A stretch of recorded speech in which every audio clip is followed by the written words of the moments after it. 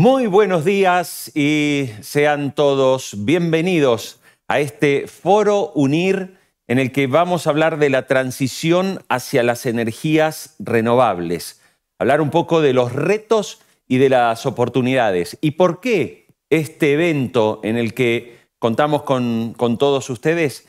Porque definitivamente estamos viendo un momento muy complicado para Ecuador con una crisis energética que no hace falta que se los contemos desde aquí porque todos están sufriendo y padeciendo las consecuencias de una gran sequía que ha impactado de lleno en la generación de energía del país y hoy la mayoría de los ciudadanos y sobre todo también las empresas y las industrias se ven fuertemente afectados por los cortes de energía en esos lapsos de hasta 8 y 10 horas por día.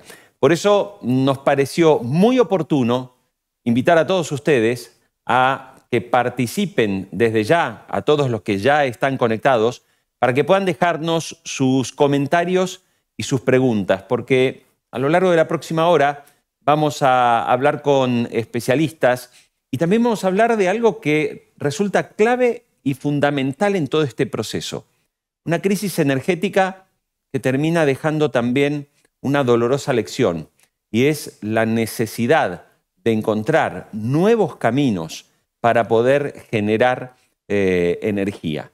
Este problema que no solamente afecta a Ecuador, problemática similar tiene el país vecino Colombia y varios países de América Latina que no tienen una diversificación en sus modelos de generación de energía y distribución, lo que los hace, digamos, los expone de manera muy concreta y muy directa a este tipo de dificultades y problemas, con un impacto tremendo en lo económico, porque las empresas que no producen, las fábricas que no fabrican o que no pueden generar su producción, no pueden tampoco exportar. Entonces esto termina afectando todo el desarrollo económico y, por supuesto, con un impacto social en el país. Así que los invito a dejar sus comentarios, no duden, no tengan vergüenza en hacer las preguntas que quieran hacer, porque ahora vamos a tener una primera parte de este evento, este primer bloque, en el que vamos a contar con una conferencia que se titula Caminos hacia la sostenibilidad, las energías renovables en el Ecuador. Y para ello contamos como invitado para que nos desarrolle el tema con Juan Carlos Blum, que es Master of Science, Energy Management and Environmental Policy, y es el CEO de la consultora Eficacitas. Con él vamos a escuchar ahora su presentación y luego vamos a transmitir las preguntas que todos ustedes quieran hacer a través del chat y que aquí en la pantalla de la computadora vamos a estar atentos mirando y transmitiendo esas preguntas y esas inquietudes. Juan Carlos Blum, buenos días, bienvenido. Buenos días, Jorge, y muchísimas gracias por la oportunidad de compartir con ustedes en este interesante foro. Bueno, te invitamos a que nos cuentes y nos hables de estos caminos hacia la sostenibilidad. De acuerdo, con mucho gusto. He preparado una pequeña presentación para, en esta breve charla, cubrir el camino hacia la sostenibilidad, tanto en el mundo como en Ecuador. Te escuchamos.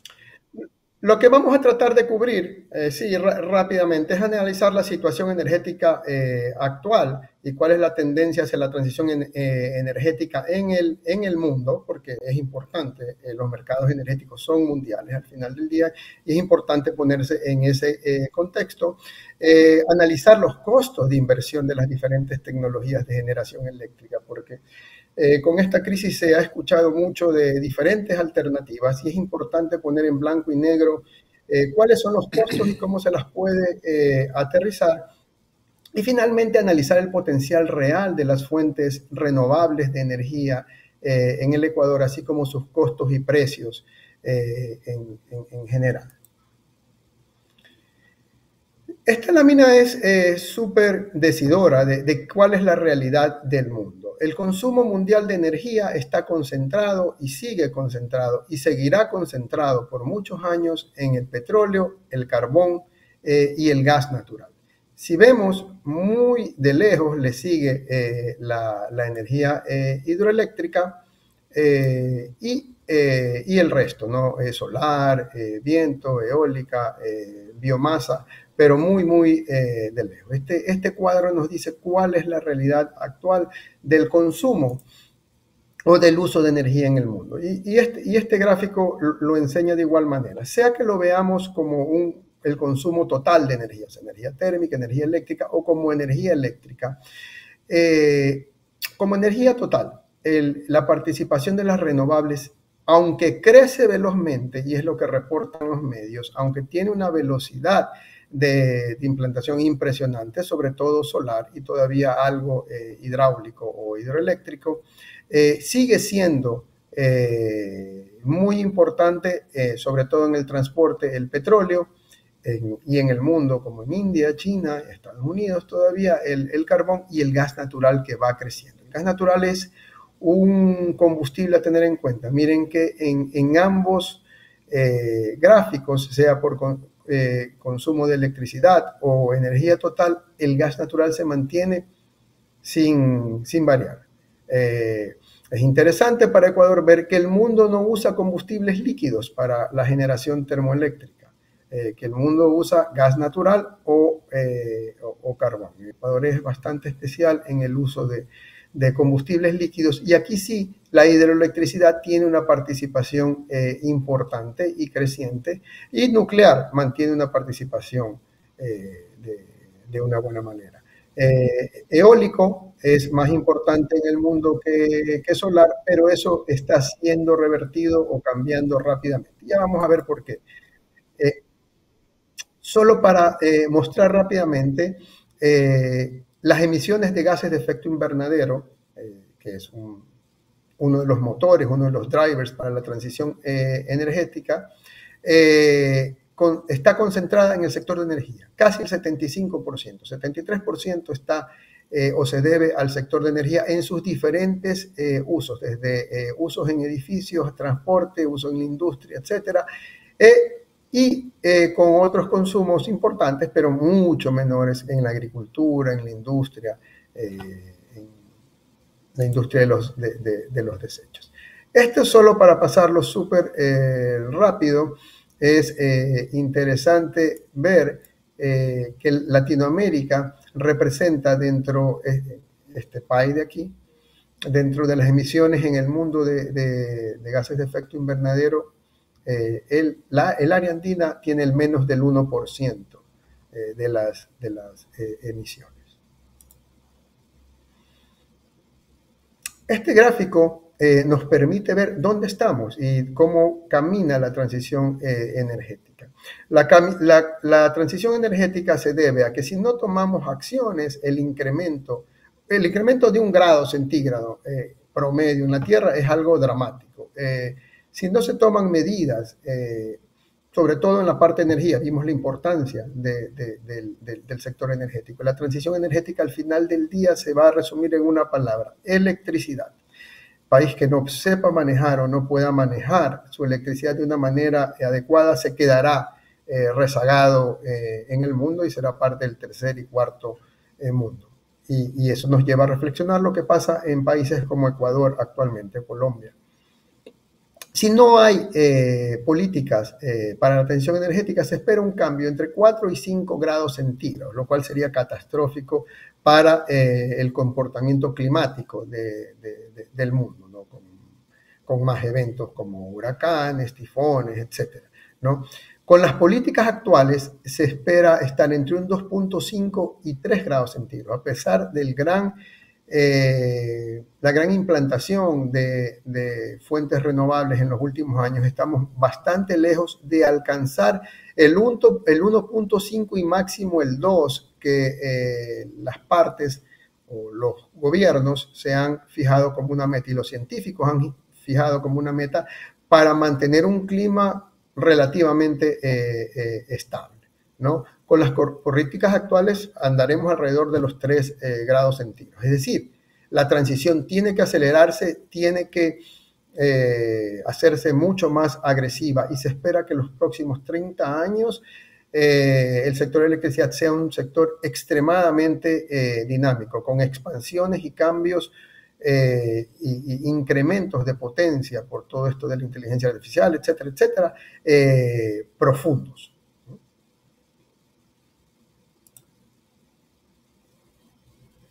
Ahora sí, esto no es gratis. ¿Y cuánto cuesta la transición energética? Depende del escenario en que lo veamos. Si nos mantenemos como estamos actualmente, casi sin cambiar, hablamos de unos 300 billones de dólares. Si nos vamos al escenario más agresivo, con una transición radical, pues andamos alrededor de los 800 billones.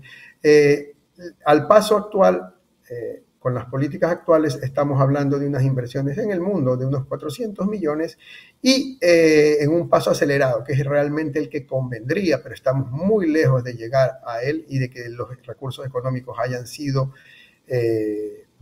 canalizados hacia el cumplimiento de esta meta entre unos 500 y 600 millones.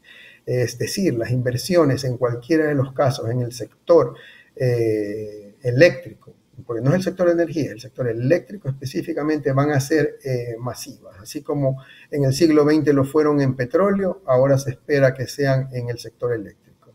La transición energética, los COPs y todo el glamour de estas reuniones que ahorita están juntados para ver las políticas de biodiversidad de las COPs, se reduce en una palabra para su éxito: electrificación. Y electrificación en grande.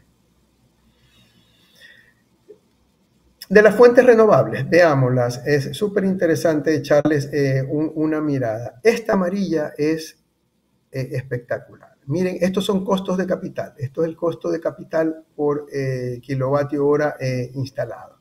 Desde el año 2010 vemos cómo solar ha caído tremendamente y lo que ha permitido el boom de plantas o de instalación de generación de energía solar. Se debe a esto, específicamente a esto. Esta rojita que está aquí arriba es solar también, pero solar concentrada, ¿no? El resto de energías se mantienen estables, por ejemplo, biomasa, que es una fuente muy confiable. Hidroeléctrica se mantiene por ahora estable, pero con tendencia a la alza, y ya lo vamos a discutir un poquito más adelante. ¿Por qué es esa tendencia a la alza? No tiene que ver con cuestiones tecnológicas como tiene que ver esta caída abrupta de solar, ¿no? Y geotérmica, que le ha escuchado hablar en Ecuador mucho en los últimos días, y vamos a hablar rapidito de ella y los desafíos y problemas. Y es para la energía que menos estamos listos en Ecuador, es geotérmica, y es una de las más costosas. Sus costos de capital se mantienen estables. Si vamos a la disponibilidad de planta o a la capacidad, el capacity factor, y por eso hablan tanto de geotermia. Geotermia es la que tiene el capacity factor más alto de todas las renovables, ¿no? Hidroeléctricas está bastante bien, y la que tiene el capacity factor peor de todas, y a pesar de eso es comercialmente es disponible, es solar. Solar tiene un capacity factor de alrededor del 10%, lo cual es terrible, pero nos da un room for improvement súper grande. O sea, hay un lugar para mejora súper amplio, ¿no? Entonces, solar es una de las realidades, fuentes renovables actuales. Una de las promesas es wind offshore, cuyos precios vienen cayendo, pero que ha tenido un revés en Estados Unidos fuerte en el último año, ¿no? Aquí vemos lo mismo, geotermia arriba, y aquí también vemos solar, cómo caen los costos a lo largo en un periodo súper corto. Aquí está 2010 a 2020. Es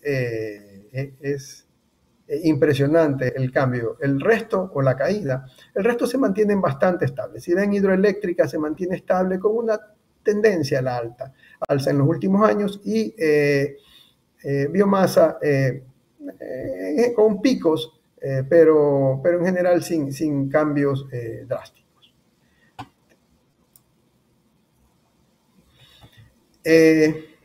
Veo que estoy un poco atrasado con el tiempo, pero vamos ahí. Esto nos permite ver rápidamente los dos indicadores económicos que nos llevan a tomar decisiones en el sector eléctrico. Uno son los costos de capital o costo instalado de la infraestructura, y el costo nivelado, que es un índice o un cálculo económico muy propio del sector eléctrico, del sector energético, ¿no? En eso se especializan los economistas de energía. Miren solar, es impresionante ver cómo al inicio de la década del 2010 andaba por alrededor de casi $5.000 el kilovatio instalado, y en el 2020, y ha caído mucho más al 2024 significativamente, ya tenemos $800 por kilovatio instalado. Es una caída, por decirlo de alguna manera, brutal. Si lo vemos en términos de los costos nivelados, y quizás es lo que estamos más acostumbrados a escuchar, pasó de 38 centavos de dólar a 0.05 centavos de dólar, y ha caído todavía el costo de generación, ¿no? Entonces, esta tabla es súper decidora. Igual en concentrado, en solar concentrado, veamos hidroeléctrica. Hidroeléctrica, como les decía, ha subido ligeramente de unos $1.200 a $1.800, $1.900. Y voy a explicar de una vez por qué, a qué se debe este cambio. Este cambio se debe no a que la tecnología no ha mejorado, la tecnología ha evidentemente mejorado, pero no para cubrir el tema geográfico. Los sitios disponibles para construir proyectos hidroeléctricos actualmente ya no están los mejores. Los mejores fueron tomados en el siglo XX. Excepción de esto es la región de Latinoamérica, y específicamente Sudamérica y Ecuador, que tiene bastantes sitios buenos o con potencial hidroeléctrico alto, que no han sido desarrollados, ¿no? Geotermia ha subido más o menos de unos 2.000 a unos 4.000. ¿Por qué? Y voy a hablar de una vez de geotermia. Si bien geotermia es la que tiene el capacity factor mucho más alto, espectacular, de alrededor casi de 90, eso no se tiene en ninguna fuente alterna, a no ser que sea generación de base o load que se hace con gas natural o con térmicas. Geotermia le sigue ahí. Sin embargo, los estudios necesarios para cristalizar el potencial de geotermia es muy similar, o guarda paralelismo con la exploración petrolera.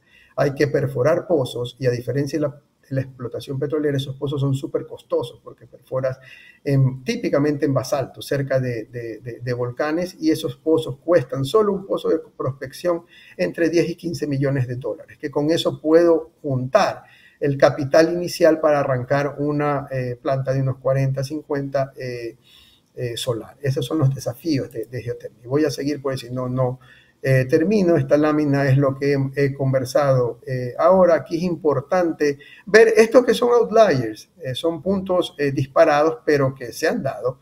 Se ha llegado a conseguir precios de subasta hasta de 1 centavo para solar en Arabia Saudita, y eólico costa afuera de 5 centavos. Me detengo rapidito en costa afuera, que es una de las que promete más en el corto y mediano plazo.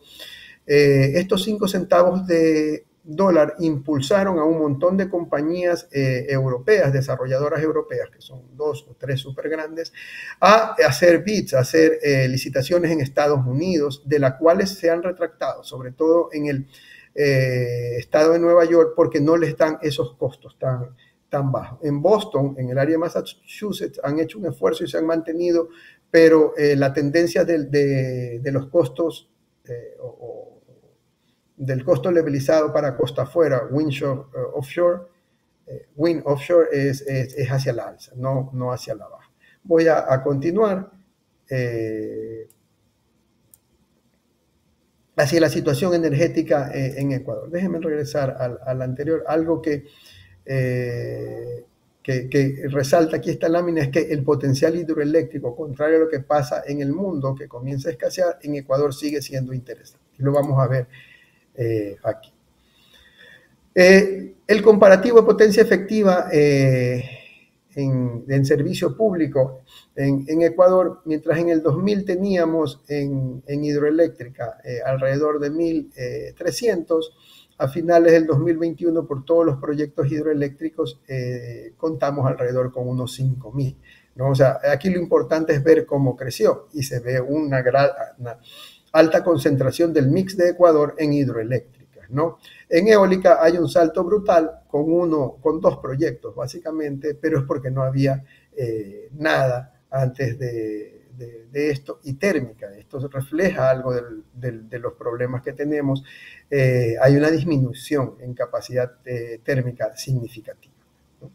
En Ecuador, que es súper importante la capacidad térmica para la carga de base y para cubrir las fluctuaciones de las energías renovables no convencionales. Hay una definición súper particular de energías renovables no convencionales en Ecuador. Si ustedes ven, esto es lo que quería mostrar, el potencial hidroeléctrico en Ecuador sigue siendo altísimo, con mayor y menor dificultad, que se refleja en costos de capital o costos de instalación para las implantaciones hidroeléctricas. Quedan alrededor de 17.000 megas por desarrollar, de los cuales se ha desarrollado alrededor de 5.000. En fotovoltaico estamos en pañales con 13.000 megavatios de potencial. Eólico hay un potencial significativo, aunque significativamente menor que los anteriores, de alrededor de 900, aunque se ha desarrollado solo, digamos, 40 megavatios a la actualidad. 50 megavatios. Biomasa, que siempre es interesante porque es confiable, y un potencial grande geotermio por la confiabilidad. El problema ahí son las inversiones y los costos y el tiempo que toma desarrollar eso. Son tiempos súper largos que requieren una planificación seria y de largo aliento. El potencial hidroeléctrico, hay 11 cuencas hidrográficas con 17.000 megavatios de los más viables. Se han aprovechado alrededor de 5.000 y nos quedan alrededor de 17, lo que vimos anteriormente. Esta lámina que ustedes están viendo muestra emplazamientos que ya han sido identificados de diferentes capacidades. Van desde 120, 150 megavatios hasta 40 megavatios, ¿no? Y están realizados todos los cálculos y van a ser o forman o se parte del plan maestro de electricidad. Van a ser incluidos y sus costos de instalación varían más o menos. Por ejemplo, Misaguayí desde los 1.600 hasta los 900 hasta los $900 por kilovatio hora instalada.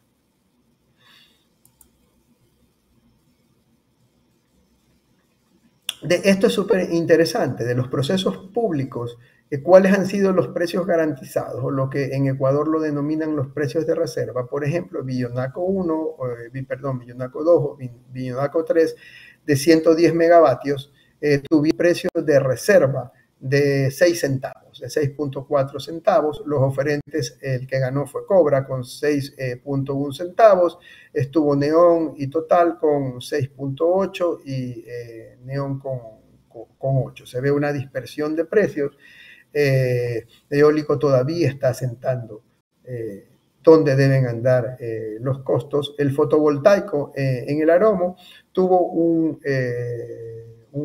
precio de reserva básicamente de 7 centavos de dólar. Ahí Cobra fue el ganador de... no, perdón, en ese caso fue Solar Pack, ¿no? Por muy poco, ¿no? 69.35 versus 69.98. En los procesos públicos de selección, el último fue en diciembre del 2022, este era el bloque de fuentes que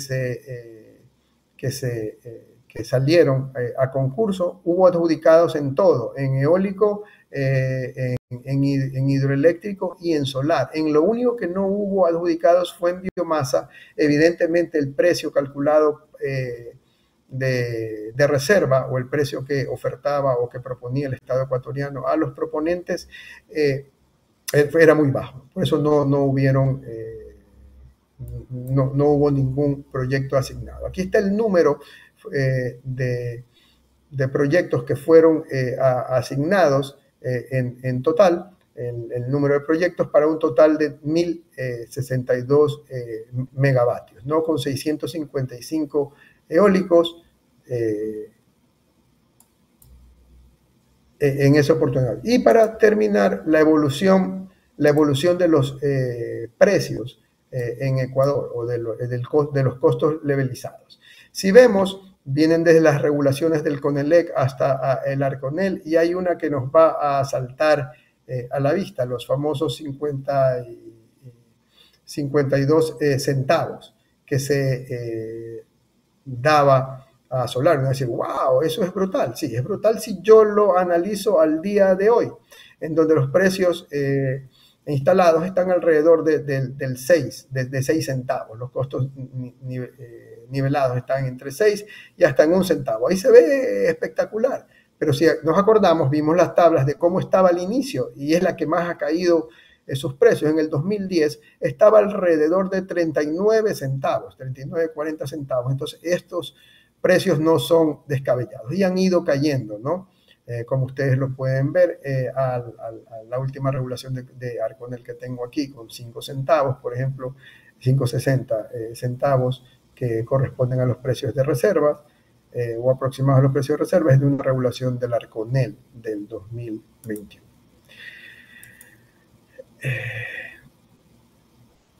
Esto de aquí es lo que vimos anteriormente, los precios de reserva para Villonaco 1, Villonaco 3 y el fotovoltaico. Esta tabla de aquí proviene de los precios de reservas que yo estoy mostrando, y por qué una Excel tan fea en una presentación tan importante y tan bonita como la de hoy. Esta es la pantalla de la licitación pública. Aquí ven a la gente del gobierno haciendo las adjudicaciones en diciembre del 2022, que fue una sesión abierta y con publicación de los documentos. Y aquí se ve lo que ofertó cada uno de los participantes en el bloque de 500 que se iba a asignar. Aquí, en otros criterios de selección,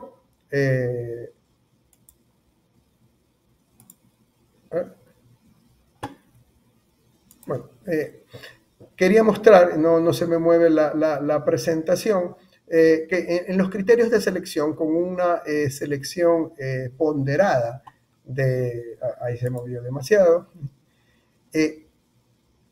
de diferentes fuentes en Ecuador, donde entra hidráulica, y con esto termino, fotovoltaica, eólica, biomasa y geotermia, las que califican como una mejor inversión, y muy de cerca y casi empatadas, porque estos son cálculos teóricos, está la hidroeléctrica y la fotovoltaica, incluyendo una serie de factores de costo de capital, costos nivelados, impactos ambientales, temas sociales, posibilidades de financiamiento, etcétera, etcétera.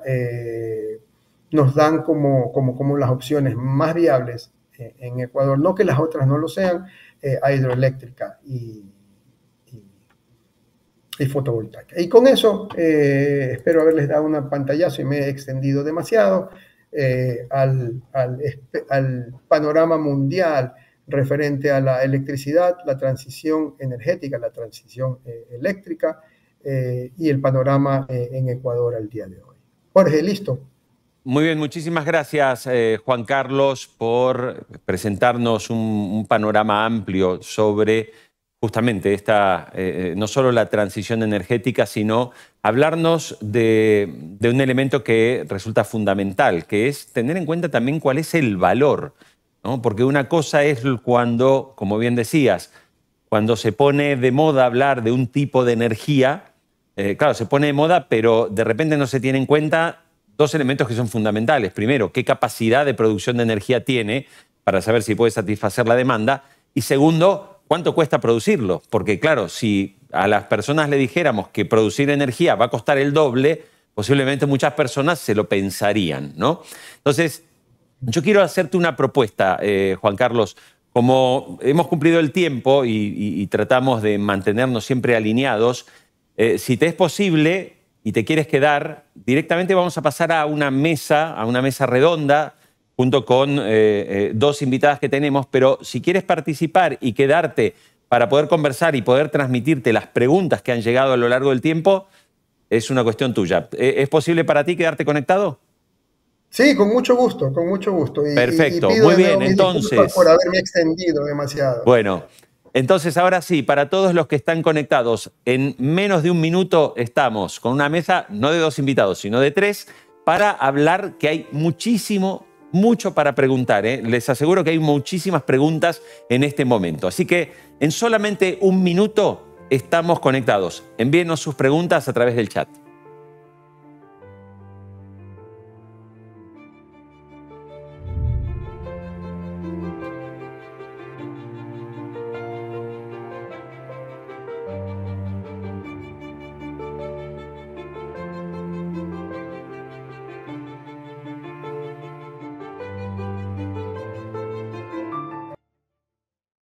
Bueno, muy bien, y aquí continuamos. Son en Ecuador las 9:33 de la mañana. Queremos agradecerles a todas las personas que están conectadas, la cantidad de preguntas que nos han llegado después de la ponencia de Juan Carlos Blum. Y llega el momento de hablar. Hicimos un cambio de programa, porque íbamos a hacer esta mesa de debate, de conversación con dos invitadas, pero lo hemos invitado también a que Juan Carlos Blum, ya que no pudimos extendernos con la entrevista, que se quedara para seguir conversando unos minutos. Sé que hay un momento, mientras retomamos la conexión, quiero presentar a las dos invitadas que tenemos y que nos están acompañando hoy. Por un lado, tenemos a Michelle Barney, que es directora de Operaciones de Renergeia. Michelle, es un gusto saludarte. Bienvenida. A ver que no la estamos escuchando, a ver si lo podemos normalizar. Mientras tanto, también, a ver ahora, Michelle, ¿nos escuchas bien? Hola, sí, yo los escucho. Ahora ¿Me sí, escuchan? ahí te recibimos claro y fuerte. Y también quiero saludar a Lorena Bracho, que es la coordinadora de eficiencia energética en EP Petroecuador. Lorena, un gusto saludarte. Un gusto también, buenos días con todos y todas. Bueno, y no vamos a saludar nuevamente porque Juan Carlos Blum fue quien nos ha hecho la presentación. Creo que vamos a tener una mesa muy interesante. Primero, hay mucha gente conectada en este momento y están llegando muchas preguntas que las vamos a ir trasladando en los próximos minutos. A ver, quisiera empezar con un tema que naturalmente es profundamente local. Y quisiera empezar con Lorena. Cuando uno mira esta crisis energética que hoy está padeciendo el Ecuador, también cabe preguntarse ¿qué consideras que en los años, obviamente en los años también anteriores, por qué razón Ecuador no apostó por una diversificación en la capacidad de producción y distribución de energía y apostó tan fuerte para que más del 70% de la producción energética tenga que ver con un único modelo, que es el hidroeléctrico, y que ante una situación como la actual, como la sequía, está generando un desastre económico y social? Bueno, muchas gracias por el espacio. Creo que esto fue una apuesta a lo seguro, ¿no? Como vimos y nos explicó gentilmente Carlos, tenemos un potencial altísimo en la parte hidroeléctrica. Sin embargo, creo que nos olvidamos de identificar los temas específicos de adaptación al cambio climático, que es algo fundamental que debemos tomar en cuenta en todos los proyectos que se están ya ejecutando y aquellos nuevos que se van a ejecutar. Aquí no se tomó en cuenta, por ejemplo, que podríamos tener estas crisis de fenómenos extremos que podrían afectar muchísimo nuestra infraestructura y también, como estamos viendo hoy, las sequías y los fenómenos climáticos que obviamente todos podemos identificar.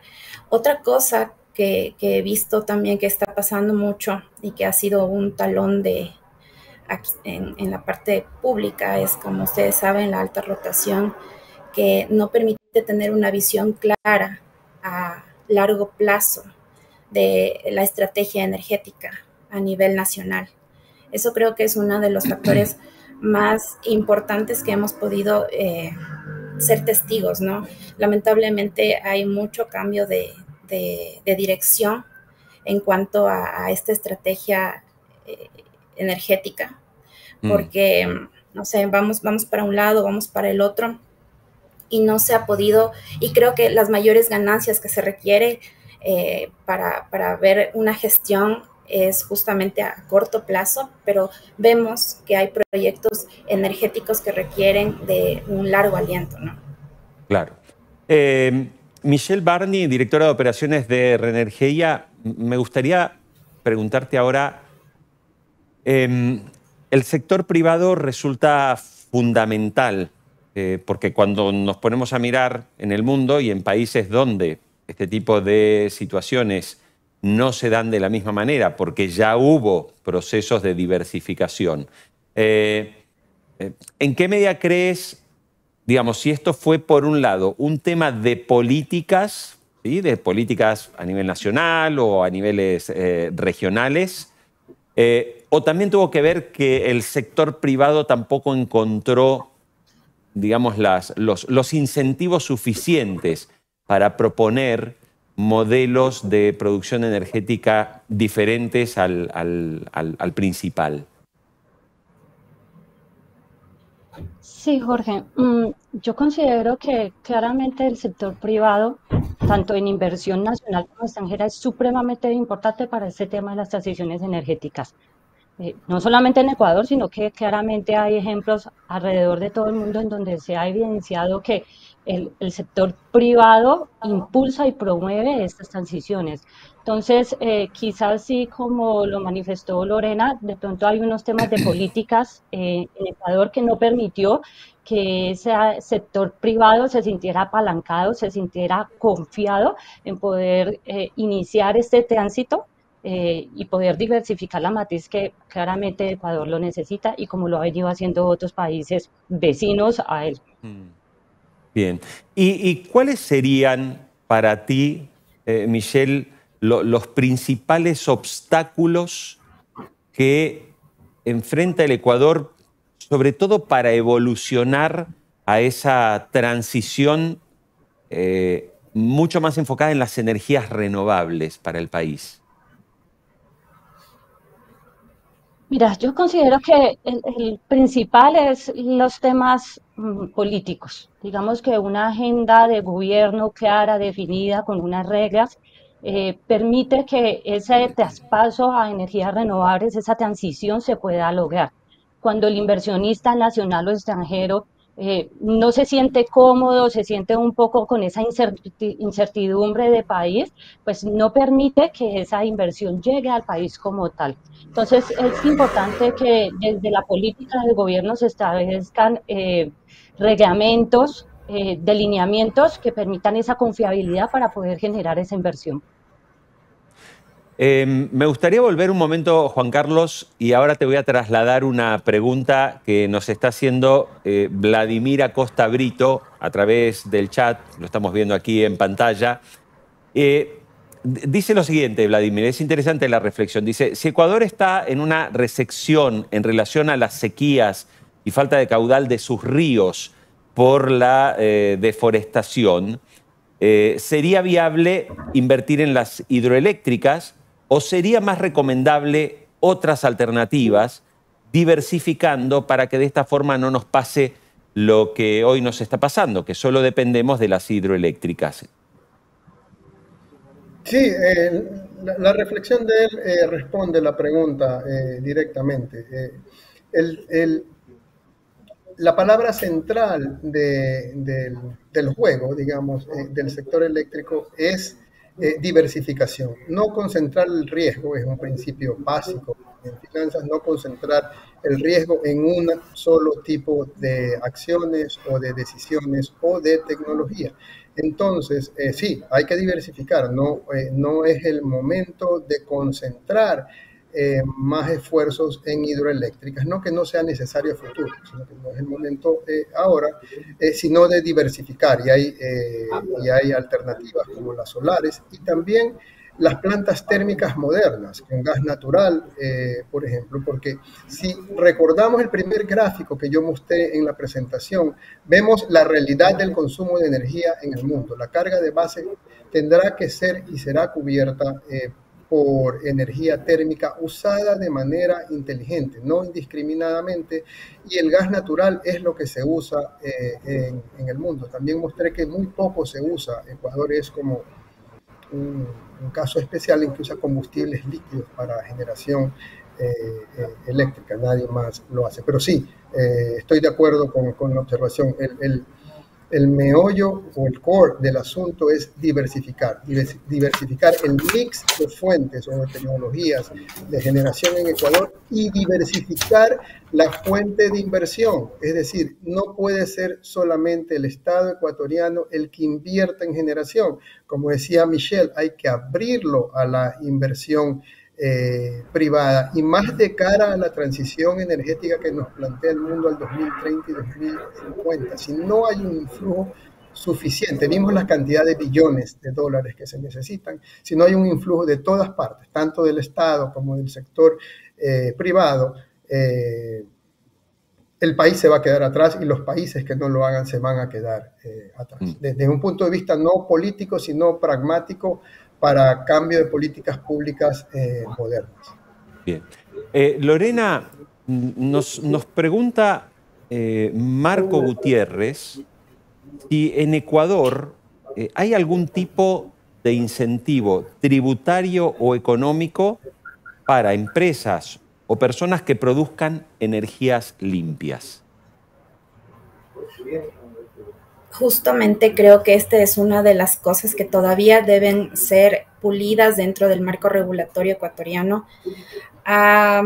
Es necesario que se incluyan este tipo de incentivos dentro de la normativa interna con el fin de que, por ejemplo, los hogares puedan utilizar paneles solares, empresas pequeñas también, por ejemplo, utilizar este tipo de energía alternativa para que podamos bajar la carga que se está utilizando de la red eléctrica.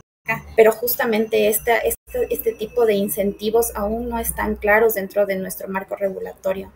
Entonces, creo que es excelente que podamos empezar desde aquí, desde la parte de las leyes, acomodar un poco la infraestructura y cómo se va a ir premiando este cierto tipo de prácticas que estamos buscando en la comunidad, porque aquí obviamente necesitamos el aporte de la empresa privada, sí, pero creo que también es importantísimo el aporte de la comunidad, de nosotros como comunidad, estar con este conocimiento específico de que podemos utilizar otro tipo de energías.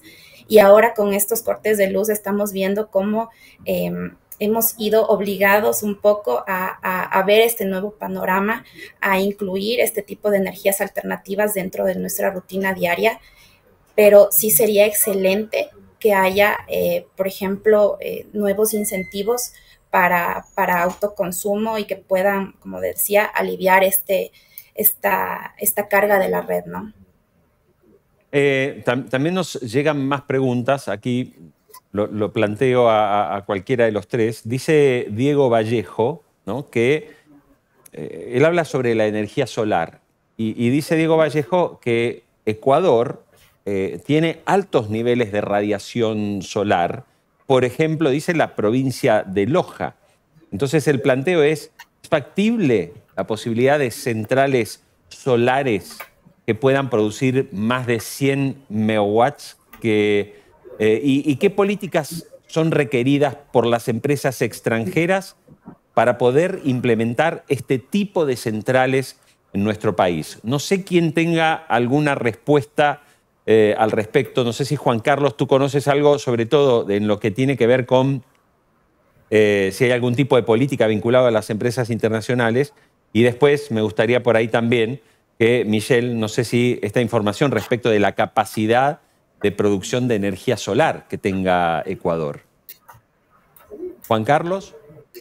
Sí, como vimos en la lámina, el potencial de energía solar en Ecuador es súper grande. Es correcto lo que dice la pregunta y no está explotado. Y se espera que esto cambie radicalmente de varias maneras. Una, con la inversión en granjas o en plantas de generación solar, ¿no? en generación centralizada solar, y en la generación descentralizada, aquella que hablaba Lorena, en los techos de nuestras casas, que permite generar una cantidad de energía significativa. En Australia leía la noticia hace unos días atrás, hubo un momento de generación tan fuerte que la red quedó sin poder entregar electricidad o energía desde las plantas centralizadas. Eso plantea además desafíos. La generación descentralizada genera desafíos en cambio a la red de distribución y transmisión. Las redes antiguas, o hasta las que llegaron al un famoso AMI 1.0, eran redes de una dirección, es decir, desde la planta generadora, desde Coca-Cola Sinclair a mi casa. Ahora, con la generación en los techos de las casas, se crea la necesidad de una red en donde la energía transite en dos vías. Eso se lo ha llegado a llamar a las redes inteligentes o AMI 2.0. Los desafíos, el trabajo y la expansión del sector eléctrico en los próximos 20 o 30 años es gigantesca, espectacular, grande. La gente que trabaja en el sector eléctrico, olvídese de jubilarse porque tendrá trabajo hasta el día en que nos acompañen o estemos en la tierra, porque en los próximos 30 años las inversiones del sector son grandes, gigantescas. Bien. Michelle. Sí, como lo dice Jorge, y la pregunta claramente, estuve leyendo casualmente ayer un estudio que hizo el SELEC, que lo hizo con un fondo francés en donde hizo un tamizaje de estudio del potencial de energía solar en Ecuador. Entiendo que la parte de Loja está considerada en esas 4 provincias que ellos determinaron que tenían una alta capacidad de irradiación. Y también hicieron un tamizaje porque no solamente la radiación, la temperatura, sino que también hay que tener en cuenta otros factores como los ambientales, los sociales, las zonas protegidas que ya tiene cada país. Entonces ellos determinaron 4 zonas y claramente digamos que una de estas zonas que es Loja pues tiene un gran interés y digamos una gran irradiación para poder colocar plantas a gran escala de forma solar, ¿no? Como lo dijo Jorge, aquí también hay un punto que es importante, porque no solamente ha pasado en los países latinoamericanos, sino europeos. Tú claramente si no tienes transmisión, no tienes generación.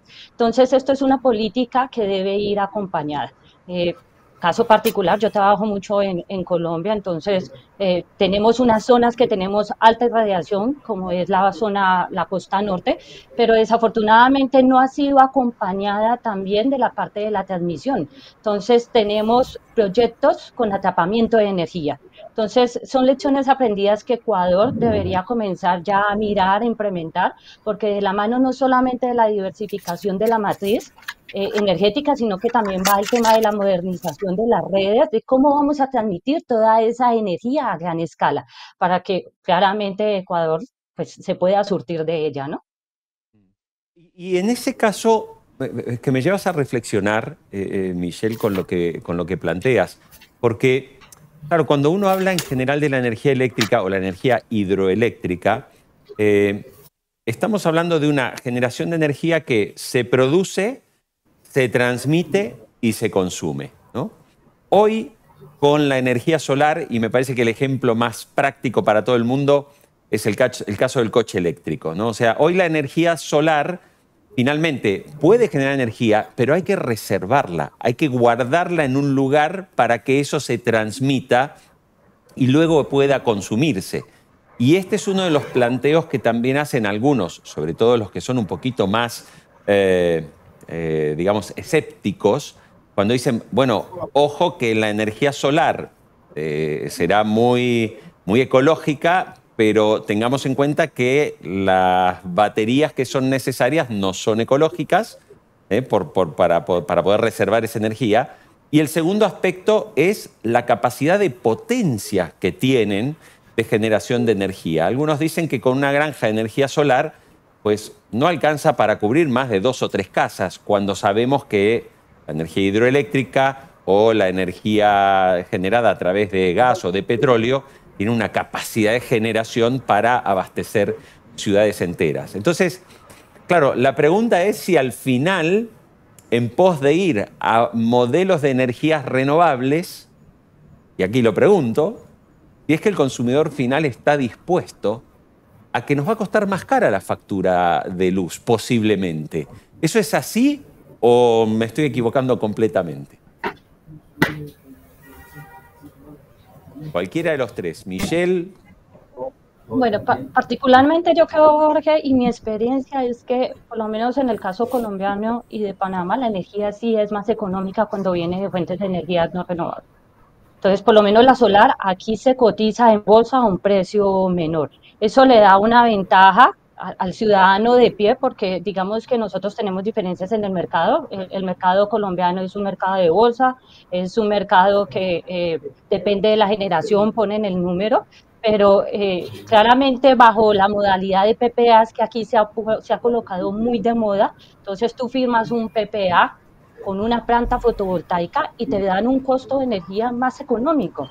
Entonces, y no solamente en energía a gran escala, porque claramente una planta de 9.9 puede surtir a una población, no solamente son 2 casas, o sea, una planta de 9.9 megavatios con una irradiancia considerable, digamos que alrededor de su hora luz puede generar una energía importante que puede suplir. Claramente, pues nosotros dependemos de recursos que es de día, y para la noche pues deberá entrar otra fuente de energía a suplir esa demanda.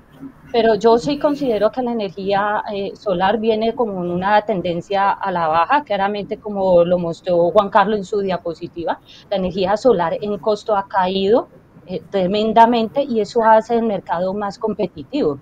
Entonces, claramente el tema de los sistemas híbridos, de montar solar más baterías, ahorita ya se está implementando.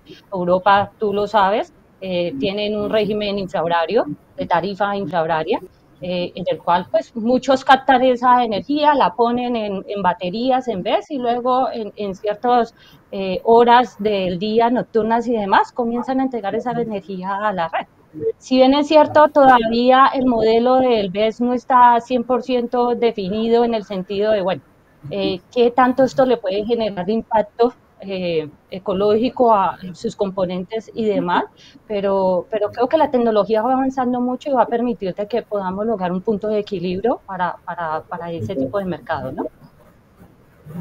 Me gustaría ahora, Lorena, como coordinadora de eficiencia energética de EP Petroecuador, me gustaría hablar un poco de también las necesidades de profesionales que hoy son necesarios en el Ecuador, y teniendo en cuenta además que después de esta gran crisis está claro que el gobierno que continúe después de las elecciones va a tener que trabajar muy seriamente en una política que implique grandes inversiones, seguramente la incorporación del sector privado, encontrar un modelo de mayor diversificación en la producción y distribución de la energía.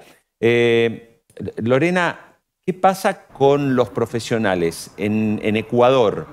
Entiendo yo que, no sé, ingenieros, distintos especialistas, hay digamos, una oferta de profesionales lo suficientemente entrenados y preparados para abordar estos retos de grandes cambios? Yo creo que como a nivel mundial estamos realizando esta transición de las energías convencionales, las térmicas, hacia las energías renovables. Es obviamente en la parte de la educación, de la investigación y el desarrollo, uno de estos eslabones que también necesita ser desarrollado, ¿no? Entonces, nosotros como parte de esta transición también estamos en el proceso de desarrollar nuevas carreras que tengan un enfoque específico en lo que se está tratando ahora a nivel mundial y cuáles son las necesidades que se está viendo ahora. Como tú sabes, el desarrollo de las energías renovables se está haciendo, está como que tomando este despunte y se espera que vaya creciendo. Y creo que a la par se está haciendo este tema de desarrollar nuevas capacidades a nivel país. Creo que todavía nos falta y creo que aquí sí deberíamos ocupar muchísimo lo que tenemos disponible para cooperación internacional. Ustedes saben que en base al acuerdo de paz, nosotros tenemos la parte de financiamiento, transferencia de conocimiento y transferencia de tecnología. Creo que es necesario que ya podamos pensar en que nuestros profesionales puedan especializarse en otros países para que puedan aplicar esos conocimientos aquí. Y indudablemente la parte del desarrollo y de tecnología debe ser, creo que, una de las bases necesarias con las que se debería trabajar dentro de la academia en cooperación con tanto el sector público como el sector privado. Entonces sí, creo que es un trabajo que se está haciendo, pero obviamente, como lo habíamos visto y como vemos en todos los proyectos, necesita algo de largo aliento también. Juan Carlos, tú que estás también totalmente, que conoces muy bien el panorama, ¿tú qué tipo de profesionales crees también que son más necesarios de cara a todo este proceso de cambio del que estamos hablando? Es una pregunta difícil.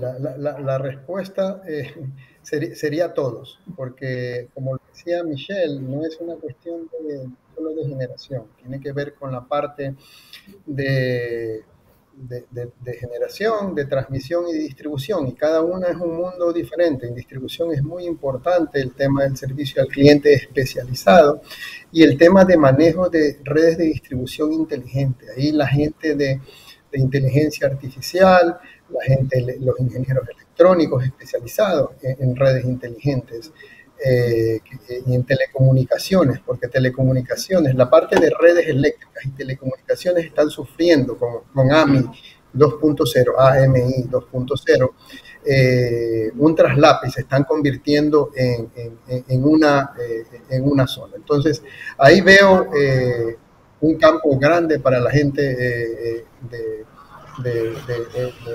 de telecomunicaciones, a los ingenieros electrónicos, a la gente que maneja facturación y atención al cliente, porque eso va a ser súper importante. La gente de transmisión con ingenieros de potencia y, de nuevo, ingenieros que trabajen en la parte inteligente, electrónico, en ingenieros ambientales, porque uno de los principales problemas es encontrar la ruta para nuevas líneas de transmisión. Todo el mundo dice, sí, quiero nueva electricidad renovable, pero no quiero que ninguna línea pase cerca mío, porque por las razones que sean. Entonces, profesionales ambientales, profesionales sociales en temas de imposición de servidumbres, resentamiento de personas, resentamiento económico, sociólogos, arqueólogos, claro, gente que trabaja en el sector eléctrico y profesionales de diferentes ramas, pero especializados hacia el sector eléctrico, van a tener una demanda impresionante. No puedo acentuar este tema, porque en los países del primer mundo ya están buscando de dónde se jalan de cualquier otro país profesionales de este tipo, porque todos enfrentan este desafío. Y en generación, pues, ingenieros de todo tipo, de ingenieros hidráulicos, hidrólogos, geólogos, ingenieros mecánicos, todos eléctricos con una visión o con una especialización hacia el sector eléctrico o hacia el manejo de energía. La demanda es uno de los desafíos. De hecho, claro, hay una escasez de ingenieros o un déficit de ingenieros en el mundo, peor ahora con esta demanda y de profesionales, como te digo, o sea, gente administradora de sistemas de transmisión, de atención al cliente, en la parte de distribución. Complicada la pregunta, pero interesante. Michelle Barney, como directora de operaciones de Renergia, cuando ustedes buscan perfiles, se están encontrando también, digamos, con algunas limitaciones para encontrar sobre todo esos perfiles que hablan de, bueno, las energías renovables o, ¿por qué no ir más lejos ya? Y hoy ya estamos hablando de la inteligencia artificial aplicada también sobre el sector energético, algo donde obviamente los especialistas ya están trabajando en modelos completamente de aprendizaje autónomo, etcétera. Sí, total, Jorge. Nosotros cuando hacemos esta exploración del mercado para construir las plantas, evidentemente sí sufrimos lo que decía Juan Carlos, hay un déficit de ingenieros y más que todo de la parte eléctrica. Nos cuesta mucho conseguir personal de la especialidad eléctrica y también que haya trabajado en este gremio. Las renovables todavía es un sector como se ha expandido a nivel del mundo, pero es un sector todavía de personas que estamos pasando de empresas, trabajando en los mismos proyectos, pero sí, claramente el tema de los ingenieros electricistas nos cuesta un poquito conseguir ese tipo de perfiles. Con respecto al tema de ingeniería y de la inteligencia artificial, pues es un tema que viene en boom, pero todavía no lo tenemos muy definido cómo sería el perfil para poderlo incluir y en qué parte debería estar o ingresar en el proyecto. Entonces, es un tema que digamos que debemos seguir explorando para poder sacar la competitividad claramente para que le aporte este tipo de proyectos, ¿no? Bueno, yo me gustaría compartir, porque les quiero contar que mientras hablamos con ustedes, tenemos mucha gente conectada y han llegado no solo preguntas, sino muchas reflexiones. Y me parece justo que el público, quienes nos están viendo, quienes esta mañana están pendientes de este evento, dejar algunos comentarios. Por ejemplo, interesante lo que dice Paul Rivadeneira. Dice, la matriz energética de Ecuador nunca contempló fuentes de energías alternativas. Las energías alternativas no han sido impulsadas desde los gobiernos y su impulso ha sido basado en donaciones internacionales. Es hora que Ecuador se plantee recurrir a centrales nucleares que bien manejadas son de las más limpias. Tema polémico, sobre todo por el temor que la gente tiene a la palabra nuclear, pero que es cierto que como energía limpia lo es. Otros comentarios. Dice William Solís, dice, soy William Solís, es ingeniero eléctrico, tenemos un ingeniero eléctrico en el público. Dice, dos cosas que se deben tomar en cuenta. Primero, es que no hay mapas en donde se debe crear nodos de generación a nueva para inyectar esa energía al sistema nacional.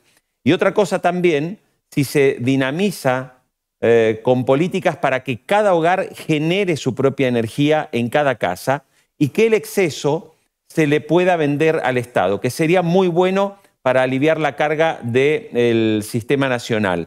Solamente, porque la energía solar es muy abundante en Ecuador. Bueno, en esto lo que dice William es lo que nos decía hace un rato Juan Carlos, ¿no? Cuando nos hablaba justamente del ejemplo de Australia, también ocurre aquí, por ejemplo, en España. También ocurre que la gente que genera energía en el hogar, si consume menos energía de lo que generó, las propias empresas eléctricas le pagan, y a veces uno recibe devoluciones directamente de dinero en su cuenta bancaria por venderle a las empresas la energía que no ha consumido. Dice, bueno, William Solís, a ver qué más, tenemos preguntas porque hay realmente Acá nos dice Esteban Salazar, pero aclaro yo que no tengo claro qué es esto. Dice, los SRMN, ¿qué opinan? ¿Se están realizando en Brasil? Juan Carlos. Nos habla de los SRMN. Perdón, yo no soy experto en energía, soy simplemente un conductor del evento. No sé realmente a qué se refiere el comentario de Esteban antes del cierre de este espacio. Bueno, vamos a hacer una cosa, porque ya estamos pasados de tiempo. Me gustaría cerrar con los tres. Bueno, primero con una pregunta que nos hicieron muy al comienzo. Supongamos que todos los astros están alineados, se supera la crisis actual energética.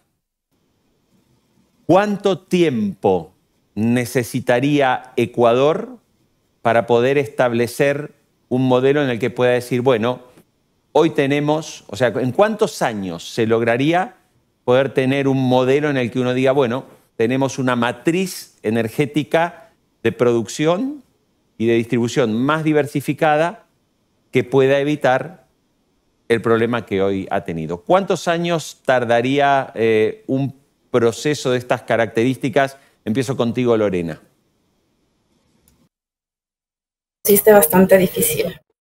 Bueno, primero los SMR están relacionados con la energía nuclear, ¿no? Entonces, los reactores de energía nuclear y más pequeños. Y lo otro, a ver, es complejo, ¿no?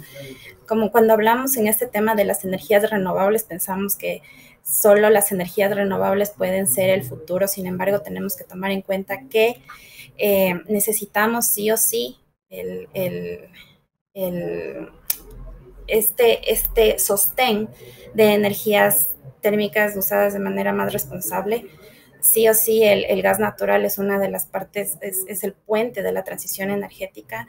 Estamos ahora también, vamos a seguir utilizando los combustibles fósiles, tal vez en menor cantidad, pero obviamente hasta que se pueda desarrollar las energías renovables en el tema de los retos grandes, como vimos, de almacenamiento, necesitamos que sí siga sostenida la matriz con este tipo de combustibles alternos y que tienen mayor eficiencia y mayor seguridad en cuanto a la generación, ¿no? Para mí es bastante complicado ver un panorama, y tienes que hacer muchísimas cosas aún, tienes que ver en infraestructura, un marco regulatorio, proyectos, investigación y desarrollo. Yo le veo es un mediano plazo sin que haya un cambio de visión, sino que más bien esté alineado todo, como tú dices, será unos 30 años. 30 años. Mínimo. Ok. Yo lo veo así. Y Michelle, no sé. Michelle, ¿tú qué crees, digamos, pensando en un horizonte, ¿no?, de próximos años, que hoy se resuelva, como dije recién, que se resuelva pronto esta crisis energética, que vuelva a llover, que se llenen las centrales hidroeléctricas de agua y se normalice la situación? Vale, pero eso obliga a que el gobierno, seguramente ya el próximo, veremos quién será, tenga que tomar una decisión y decir, muchachos, tenemos que hacer una política porque no, el país no puede exponerse a este tipo de crisis. Sí, yo creo que como dice Lorena, dar un número es un poco arriesgado, pero de todas formas yo creo que hay ejemplos en países. Mira, Colombia arrancamos desde el 2019 en pleno furor con la primera granja a gran escala, y a hoy solamente la matriz energética alcanzó un 6.1. Arrancamos en menos del 1% y ahora ya casi 8 años, 9 años, estamos alrededor del 6.1. Países como el primer mundo, como lo decía Juan Carlos, llevan más tiempo y aún no han podido hacer el 100% la transición. Entonces, seguramente sí llevará más de 20, 30 años lograr esta transición que nos permita tener una matriz diversificada y que no vuelva a suceder este tipo de eventos de apagones, ¿no? Vale, muchas gracias. Juan Carlos, te pido un minuto porque tenemos que cerrar. ¿Tú cómo ves ese panorama? Hablamos de 30 años, hablamos de una diversificación, también dependerá obviamente de cuál es la apuesta, porque como nos dice recién aquí Tigo, dice Luis Vicente Vargas Alegría, él dice que bueno, combinar la energía nuclear con renovables es una estrategia prometedora para un futuro energético sostenible. Permite aprovechar las ventajas de ambas tecnologías y superar sus limitaciones individuales. Sin embargo, es necesario abordar los desafíos de costo y percepción pública para una implementación exitosa. Claro, si uno planteara la posibilidad de crear centrales nucleares, aunque esto seguramente sería un conflicto en el ALBA, con los vecinos y con... O sea, evidentemente es un problema. Pero ¿cómo ves tú, Juan Carlos, un contexto... ¿puede ser más optimista que Lorena, que sea de menos de 30 años?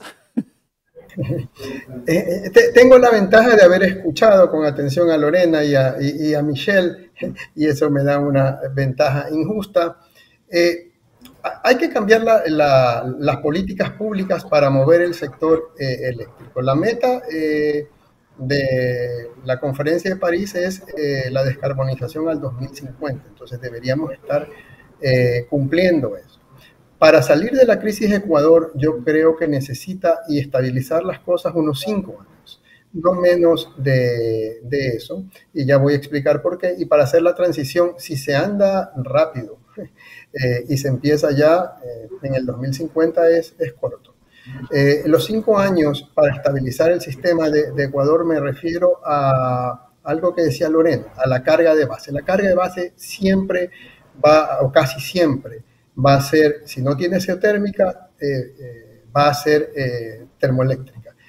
Y Ecuador debe cambiar su parque termoeléctrico que funciona muy bien, porque son máquinas súper buenas, pero son de los años 70. Todas son de los años 70, con excepción de un par de centrales por ahí que son de los años 90, del año 95 exactamente. Eso es lo más nuevo que existe en termoeléctrico. Eso tiene que cambiar, y eso toma alrededor, andando rápido, no menos de unos 5 años en tener generación con gas natural confiable y de base para cubrir las estacionalidades de todas las energías renovables. Si hay el talón de Aquiles de las renovables son las estacionalidades, los valles que tiene, y necesita generación que tú puedas controlar para cubrir. Y como veíamos en las diapositivas que enseñé, el mundo usa o carbón, que está proscrito, prohibido, y es el niño malo del barrio, o gas natural. Combustibles líquidos muy pocos. Pero por ahí, la esperanza sería unos 5 años, empezando ya, y la visión de largo plazo, concuerdo, unos 30 años, andando rápido, al 2050 la descarbonización. Perfecto. Bien, muchísimas gracias a los tres por haber participado en esta conversación y en este debate, y nos vamos a ir directamente para enseguida darle la bienvenida en segundos nada más a José Luis de Vicente, que es el director ejecutivo de Energías Renovables y del máster en Energías Renovables y Gestión Ambiental. Vamos a hablar con él de las maestrías orientadas a la gestión ambiental y la eficiencia energética. En segundos nada más. Seguimos en este foro Unir y agradeciéndole, por supuesto, a toda la gente con las preguntas, las reflexiones y los comentarios que están enriqueciendo muchísimo este evento.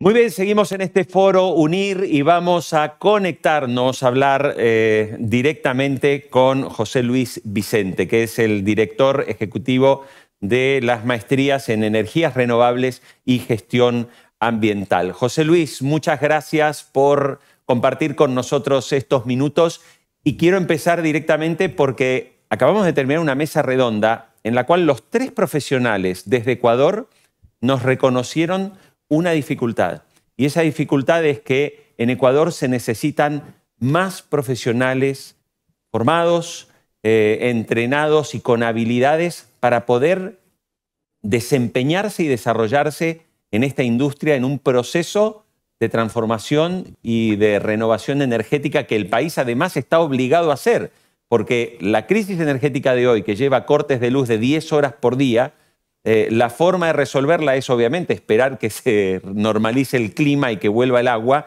pero claramente exige las políticas de gobierno y la necesidad también de que haya profesionales de estas características. Por eso queríamos hablar contigo, porque tú finalmente diriges dos maestrías que son fundamentales para el presente de Ecuador. Me gustaría que nos hablaras un poco, digamos, de en qué consiste esa formación de ese profesional que, por ejemplo, se anima y dice, a ver, a mí me interesa, por ejemplo, una maestría en energías renovables, ¿no? O sea, ¿qué se lleva, qué aprende, qué es lo que adquiere en ese lapso de ese año haciendo su maestría?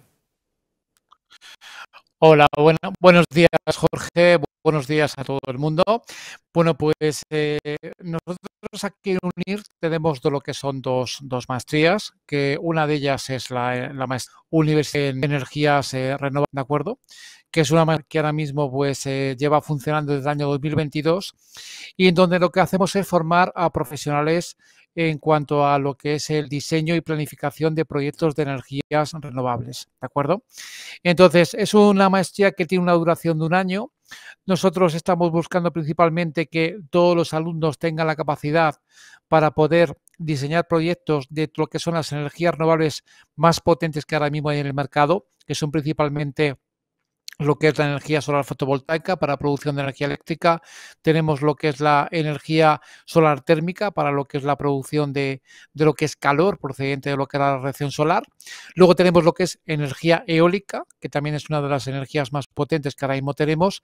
Y luego tratamos otro tipo de energías renovables, como por ejemplo puede ser la hidroeléctrica, puede ser lo que es la biomasa y luego también otro tipo de energías como por ejemplo relacionados con energías marinas, es decir, por ejemplo, lo que es a través de la maremotriz o energías de olas. Complementamos dicha formación también con otros aspectos punteros relacionados con las energías renovables, como por ejemplo lo que son hidrógeno verde, es decir, ahora mismo comentaba me parece que era Michelle, comentaba el tema de lo que son energías que ahora mismo perfectamente podrían utilizarse con, por ejemplo, con tecnologías de blending mezclados, por ejemplo, con gas natural a través del hidrógeno verde. Y lo complementamos a formación con seminarios y formación en esos campos, no solamente impartidos por profesores de la universidad, sino también impartidos por profesionales del sector. Por ejemplo, trabajamos con el Centro Nacional de Hidrógeno o trabajamos con otros centros como por ejemplo la Asociación Española de Hidrógeno. Un aspecto también que nosotros trabajamos con respecto a temas punteros es con respecto al almacenamiento de energía renovable. Es decir, se habló en la sesión del tema del almacenamiento de energía, ¿de acuerdo? Y tienen igualdad de condiciones, por ejemplo, con la energía nuclear, ¿vale? Entonces, por ejemplo, nosotros consideramos que el almacenamiento de energía es el presente ya, no solamente es el presente, a través de tecnologías como, por ejemplo, lo que es el hidrógeno verde, almacenamiento a través de lo que es aire comprimido, almacenamiento a través de bombeo reversible o, por ejemplo, almacenamiento a través de lo que es calor en sales, que, por ejemplo, países europeos como Finlandia están trabajando y la verdad es que tienen muy buenos resultados, ¿de acuerdo? Entonces, los estudiantes tienen la capacidad de poder formarse en la planificación de energías renovables, además tienen contacto directo con las empresas una vez que empiezan lo que es la formación, porque no solamente es una formación teórica, sino es una formación teórica muy práctica, donde trabajamos con herramientas de software que ahora mismo se trabajaría como en cualquier empresa privada y que además luego les acercamos a las empresas a través de lo que son prácticas académicas y les acercamos a profesionales para que también conozcan cómo trabajan. Eso en cuanto a lo que sería la parte de energía renovable.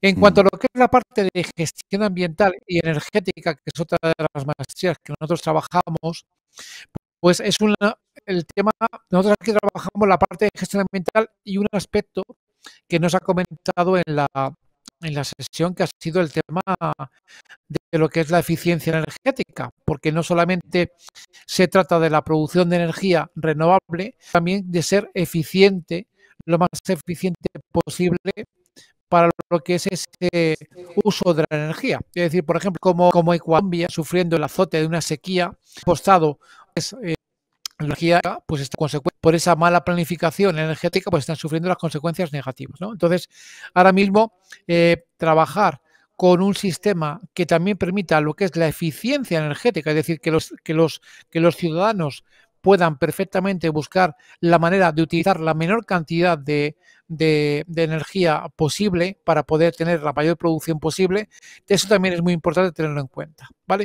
Es decir, ahora mismo, por ejemplo, países como Ecuador tienen que embarcarse en un proceso de transición energética de lo que es un modelo clásico de uso de lo que son los combustibles fósiles a lo que es un modelo más potente, moderno, claro, que es el uso de las energías renovables. Entonces, eso siempre hay que tenerlo en cuenta. Ecuador en concreto es un país que tiene que seguir un modelo que, por ejemplo, aquí en España tenemos un modelo muy bueno, que es el modelo europeo, en el caso de España, en donde lo primero que hay que hacer es sentar las bases. Se ha comentado en la sesión, las bases en cuanto a un modelo regulatorio. Es decir, José Luis, sí, perdona, te interrumpo un momento porque estamos teniendo problemas con la conexión y se te está escuchando muy mal. Hubo momentos que te oíamos y te veíamos bien, pero ahora sale totalmente entrecortado. Para poder hacer algo sumamente resumido, yo quería preguntarte, antes de terminar, obviamente este tipo de maestrías, ¿no? Las carreras de grado tienen que ser esencialmente ingenierías, ¿correcto? Para lo que es el máster, la maestría en energías renovables, sí, ¿de acuerdo? Sí, vale. Y para lo que es la maestría en energía no es... Ok, perfecto. Bueno, vamos a tener que sí cerrar porque lamentablemente te estamos escuchando, escuchando muy mal y queremos también decirle a toda la gente que está conectada. Bueno, hubo alguien también que voy a decir, aprovecho si nos escuchas todavía, José Luis, porque por la mala conexión, que hay un Diego Vallejo que dice: saludos cordiales a mi profesor. Tenemos un estudiante que está acompañando en este foro y te estaba viendo. Pero bueno, me gustaría cerrar contándole también a todos los participantes que a través del chat hemos compartido los enlaces porque aquellas personas que tengan interés en conocer los detalles de las maestrías, cómo se cursa, cómo es la metodología de UNIR, para aquellos que han llegado y que a lo mejor no conocían esta propuesta de valor, pues pueden ingresar a esos enlaces y decirles también que la facultad ha autorizado que a todas aquellas personas que están en este momento conectadas, que se han inscrito a este evento, a este foro, disponen de un beneficio de una beca de hasta el 55% en el valor de la matrícula, ¿sí? Una beca con un descuento sobre el valor que tiene la matrícula de hasta 55%. Y bueno, y vamos a cerrar de esta forma el foro UNIR, donde hemos tenido y queremos agradecer muchísimo a la gente que nos han dicho que agradecen a los ponentes que tuvimos, agradecen las reflexiones que dejaron, muchos comentarios que agradecemos, como siempre, a la gente de Ecuador que siempre está conectada con los eventos de UNIR. Y también decirles que vamos a continuar, o sea, a lo largo de los próximos meses vamos a estar compartiendo distintos foros y eventos donde también queremos que la gente acceda a conocimiento, a la experiencia de grandes profesionales que invitamos a debatir, a dialogar, a exponer y hablar de los temas que son naturalmente de mucho interés. Hoy estamos hablando de la crisis energética, pero también decirles que dentro de poco vamos a tener un foro donde vamos a hablar de las próximas elecciones, de la comunicación política, de los distintos temas que le interesan a la ciudadanía y a muchos de los profesionales que siguen las actividades de UNIR, que siguen estos foros, que siguen nuestros contenidos. Así que muchísimas gracias a todos por habernos acompañado durante esta hora y media y los esperamos en un próximo foro, en un próximo evento de UNIR, la Universidad en Internet. Hasta pronto.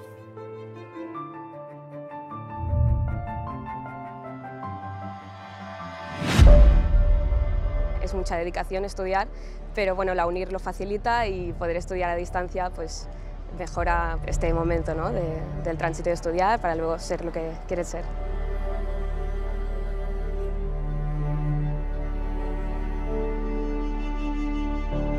Nos estamos conociendo como muchos compañeros a la vez y es como una sensación muy extraña, es como algo virtual que se convierte en real, ¿no? Y entonces una felicidad enorme por los estudios, el esfuerzo y luego cómo no, por ese compañerismo que hemos estado haciendo durante 4 años. Un final que esperas con ansia después de todo el esfuerzo, el trabajo, el estudio, que al final tiene una recompensa y que mejor que celebrarlo todos juntos, ¿no? Es un premio a un sacrificio muy fuerte, son 4 años estudiando, he conocido a gente muy maravillosa.